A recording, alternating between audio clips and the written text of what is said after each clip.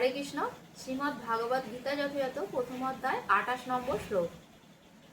অর্জুন উবাচ দৃষ্টে মম সজ্জনম কৃষ্ণ যজুৎসুম সমস্পস্থিতাম সিদন্তি মম গাত্রাণি মুখম চ পরিশুষ্যতি।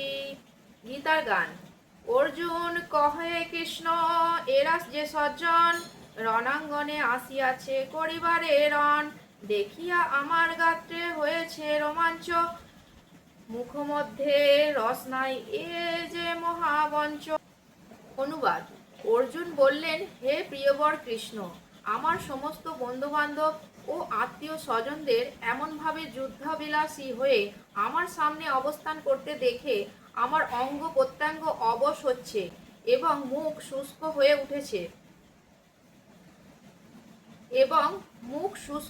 উঠেছে তাৎপর্য: যিনি প্রকৃত ভগবত ভক্ত তার মধ্যে সদ্গুণগুলি বর্তমান থাকে, যা সাধারণত দেবতা ও দৈবী ভাবাপন্ন মানুষের মধ্যে কেবল দেখা যায়।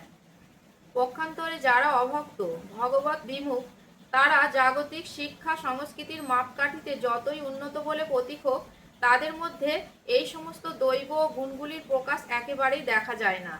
সেই কারণেই যে সমস্ত হীন মনোভাবাপন্ন আত্মীয় স্বজন ও বন্ধু বান্ধবেরা অর্জুনকে সব রকম দুঃখ কষ্টের মধ্যে ঠেলে দিতে কুণ্ঠাবোধ করেননি, যারা তাকে তার ন্যায্য অধিকার থেকে বঞ্চিত করবার জন্য এই যুদ্ধের আয়োজন করেছিল, এই যুদ্ধে তাদের ওই দেখে অর্জুনের অন্তরাত্মা কেঁদে উঠেছিল। তার সপক্ষের সৈন্যদের প্রতি অর্জুনের সহানুভূতি ছিল অতি গভীর, কিন্তু যুদ্ধের পূর্ব মুহূর্তে এমনকি শত্রুপক্ষের সৈন্যদের দেখে এবং তাদের আসন্ন মৃত্যুর কথা ভেবে অর্জুন শোকাতুর হয়ে পড়েছিলেন। এই গভীর শোকে তার শরীর কাঁপছিল, মুখ শুকিয়ে গিয়েছিল। কুরুপক্ষের এই যুদ্ধ লালসা তাকে আশ্চর্যান্বিত করছিল। বাস্তবিক পক্ষে সমস্ত শ্রেণীর লোকেরা এবং অর্জুনের রক্তের সঙ্গে সম্পর্কিত সমস্ত আত্মীয় স্বজনেরা তার সঙ্গে যুদ্ধ করতে এসেছিল। তিনি বুঝতে পারছিলেন না তার সমস্ত আত্মীয় স্বজনেরা কেন তার সঙ্গে যুদ্ধ করতে সমবেত হয়েছে। তাদের এই নিষ্ঠুর মনোভাব অর্জুনের মতো দয়ালু ভগবত ভক্তকে অভিভূত করেছিল।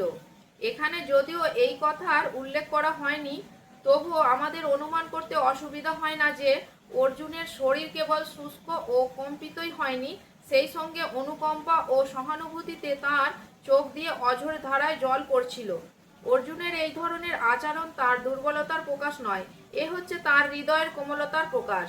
ভগবানের ভক্ত করুণার সিন্ধু, অপরের দুঃখে তার অন্তর কাঁদে, তাই শুদ্ধ ভগবত ভক্ত অর্জুন বীরশ্রেষ্ঠ হলেও তার অন্তরের কোমলতার পরিচয় আমরা এখানে পাই।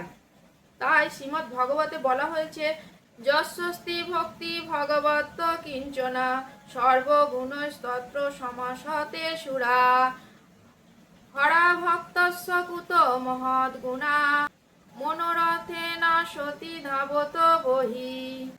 ভগবানের প্রতি যার অবিচলিত ভক্তি আছে, তিনি দেবতাদের সব কয়টি মহৎ গুণের দ্বারা ভূষিত। কিন্তু যে ভগবত ভক্ত নয়, তার যা কিছু গুণ সবই জাগতিক এবং সেগুলির কোনোই মূল্য নেই, কারণ সে মনোধর্মের দ্বারা পরিচালিত হয় এবং সে অবধারিতভাবেই চোখ ধাঁধালো জাগতিক শক্তির দ্বারা আকর্ষিত হয়ে পড়ে। হরে কৃষ্ণ।